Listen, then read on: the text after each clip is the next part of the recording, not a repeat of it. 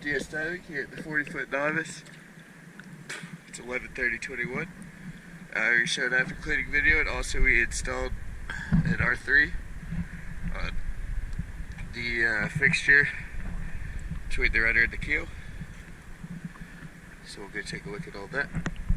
It does require one more, but we only had one with us.